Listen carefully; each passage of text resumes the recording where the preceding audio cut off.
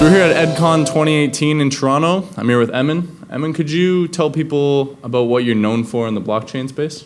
That's an interesting question. So rebel rouser, truth teller, those kinds of things are typically the first things that come to mind. So let's see. I've been in this space for a long time. I predate Satoshi. I am known among my academic colleagues for having built the first proof-of-work cryptocurrency in 2002. And it was bad timing. Nobody after 9/11 wanted to have anything to do with an anonymous cryptocurrency. So after that, I worked on distributed systems and peer-to-peer systems, reputation systems, and the like for some time. Once Bitcoin and cryptocurrencies became big, I started looking into Bitcoin. I did the work with Itay Eyal on selfish mining. We discovered a way where you can not follow what Satoshi said and make more money than you would if you had followed what Satoshi said. And we found a fix for selfish mining in the ranges where it can be fixed. And it turns out to be fundamental, so it can't be fixed across all ranges, at least with the protocol as given. Since then, I've looked at security of coins at rest. With Itay Eyal, I have co-invented vaults. I have looked at speeding up and scaling up blockchain protocols. So we have Bitcoin NG. I have been looking at different kinds of faster kinds of consensus protocols for a while now. I've looked at governance issues. Among the Ethereum crowd, of course, I am known for having had a hand in predicting the DAO disaster. The DAO hacker ended up using two different vectors. One was something called reentrancy. The other one was something that we identified in a paper that was called A Call for a Moratorium on the DAO. It was kind of prescient. So overall, I'm one of the academics in the space, and I've been very lucky to have played a central role in a fair number of cryptocurrencies. And how has your research and academic-focused background really given you maybe a unique or different perspective than somebody else in the blockchain space? I don't think that there's anything too unique about me, but in the sense that I share with every other academic the same commitment to science. So I thought this was common. I thought everybody built systems based on sound reasoning, measurement, good engineering.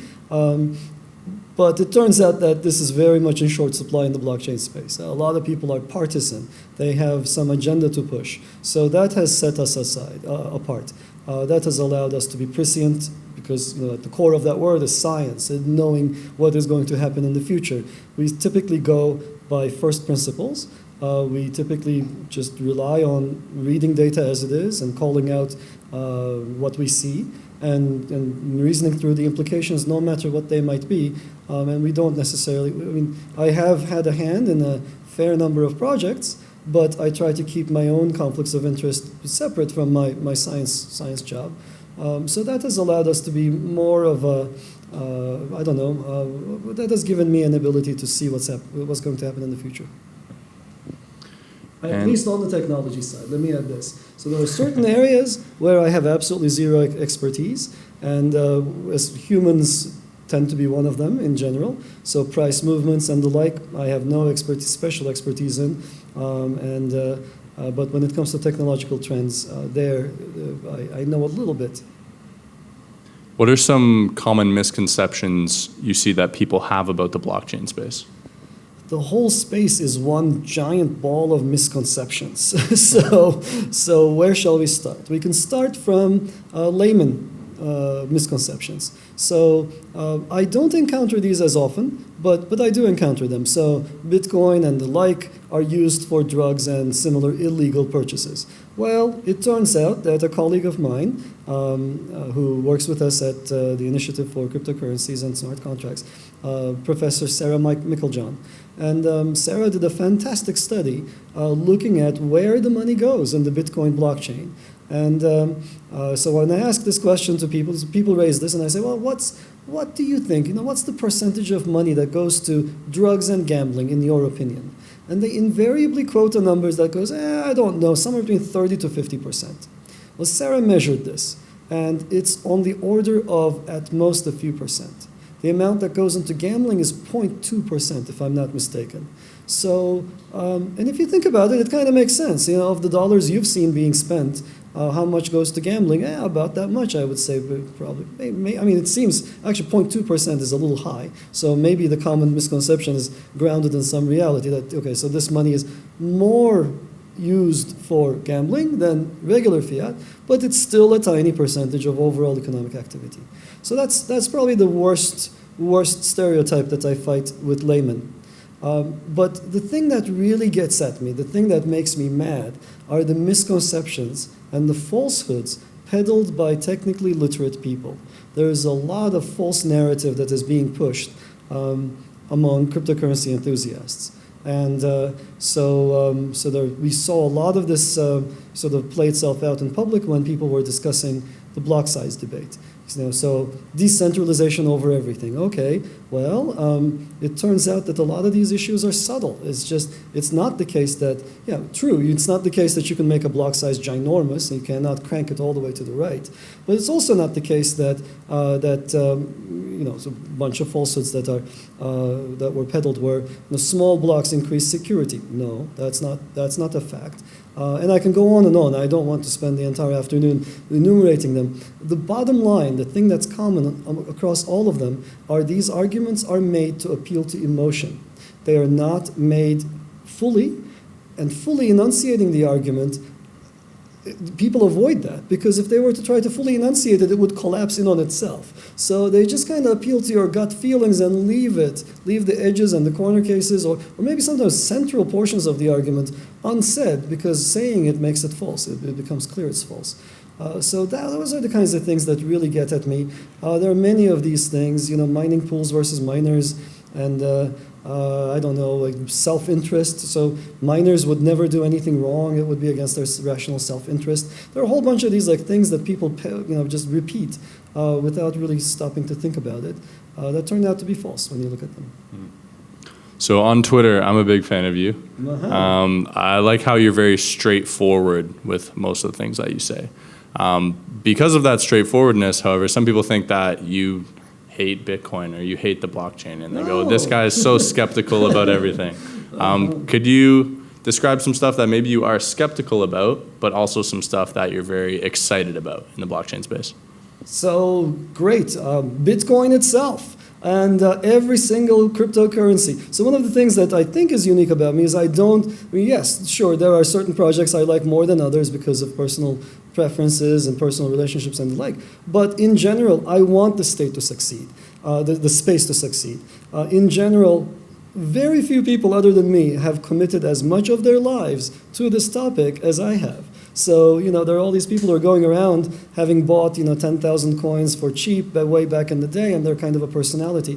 Well, that's great and all, but really that wasn't that much of an investment compared to the many hours we spend in the lab coming up with protocols or analyzing existing ones. So I want the space to succeed. I do call out scams because I think they interfere with the space succeeding. I call out false narratives because they can derail us for years at a time. And we've seen some glimpses of this with the block size debate. In Bitcoin itself, I've been openly critical of Bitcoin Core while simultaneously working on technologies that improve Bitcoin itself. So I've done a whole bunch of things and Bitcoin Core people have repeated stuff that I have written or said many times to support their arguments, but they have done it sadly in a one-sided way. They repeat those things that help them and ignore the things that sort of interfere with their own agenda.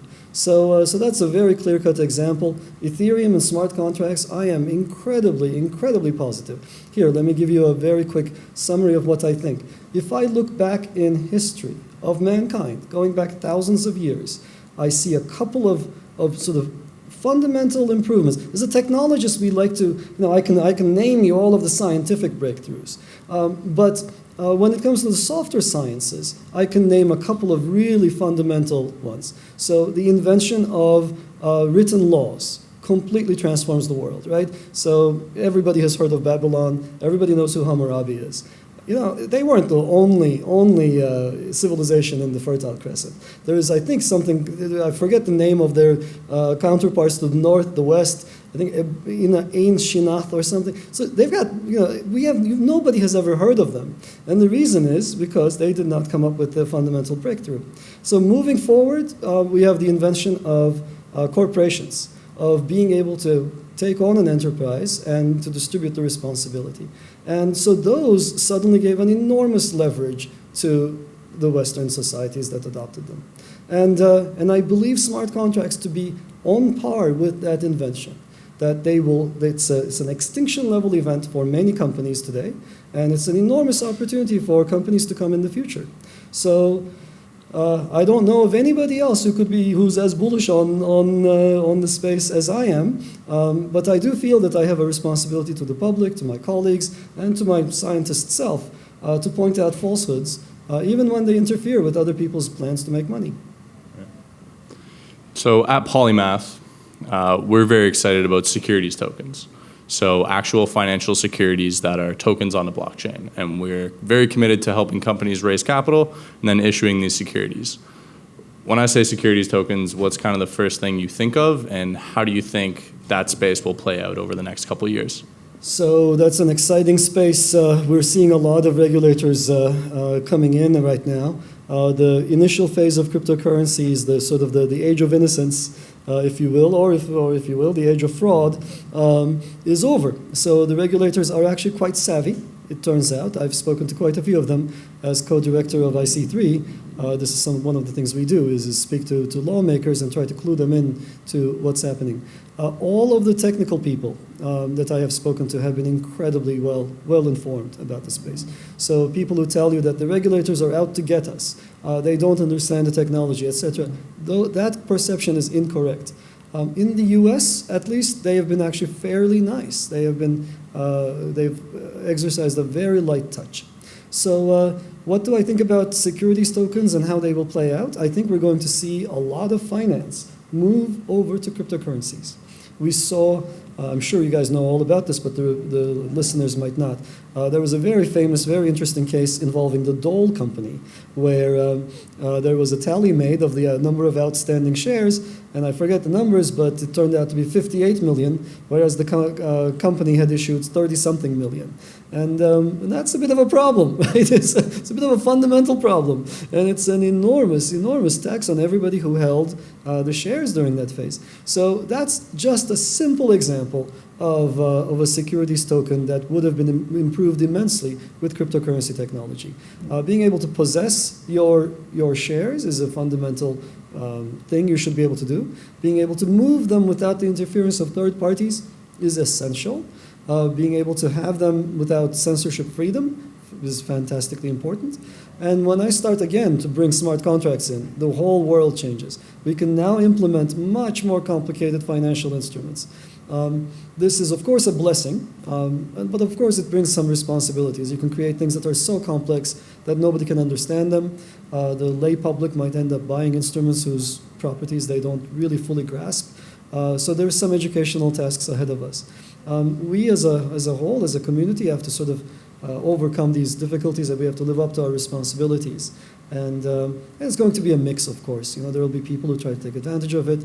There will be regulators who will have to come in. They typically don't, they're like everybody else. They don't want to step into an active firefight. And they want the communities to self-govern, self-regulate. And I'm hoping that we can do that without having to bring in the cavalry from the external world.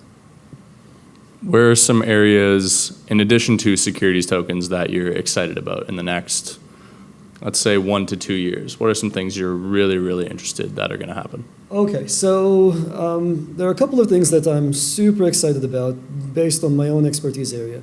We are living through the infrastructure stage. So I would say that what Bitcoin showed is simply a proof of concept of feasibility study. It's very slow, it's very clunky, and given where the narrative is and what the personalities involved are doing, it's unlikely to be able to evolve and live up to its full potential. So there are many other technologies possible at the consensus layer. And the framing is going to change. What people have been sold is this idea, is the simple frame of proof of work versus proof of stake. We're going to see that ecosystem change. We're going to see much faster, much higher performance blockchains appear. Visa, which is often held as a standard, is absolutely peanuts to beat. We can beat them. It is possible to beat. We can have lower latency, higher performance, and much greater decentralization than Visa. And we're going to see that happen in the next few years. There's another layer that happens to be in my own expertise area that's been overlooked, which is the network layer. So people have been employing essentially very naive things. A lot of the people in this space, when they hear crypto, tend to have crypto backgrounds. That's what this space has attracted. Whereas the core problems tend to be systems problems. So the crypto people don't really take advantage of the underlying network fully. They don't know how to get high performance. So we'll see innovation at the network layer as well. So that's two. At a level above that, at the smart contract level, we're going to see more usage of technologies for proving correctness of programs. So we're going to see both what we call safety and liveness properties proven by automated tools, maybe not in the next few years, but certainly in the next half decade. So those are some immediate things I can see. We're going to see exciting smart contracts deployed, and we're beginning to see some of them. Like I think CryptoKitties, for example, is a fascinating first of its kind crypto asset, but we'll see much more interesting ones. And of course, this is a very colorful space. We will see a crap ton of scams and fraud, and I actually happen to think that it's amusing. As long as people don't lose much money in them, I think that just adds color to the space. It's always fun to see how people are trying to scam other people, essentially. So it's going to be a fun time, no matter what. So you spoke about the network layer. Could you just elaborate a little bit more in terms of the technical aspects of what you're excited about in the network layer? Sure. Okay, that's easy. So what people have done typically with cryptocurrencies is build peer-to-peer systems as an overlay on top of the existing internet. In doing so, they just don't take the network underneath into account. They just assume, okay, I'll just have a connection from here to some randomly chosen peer, and then I'll send my messages. Now imagine you did this. Let me try to illustrate this with the simplest example.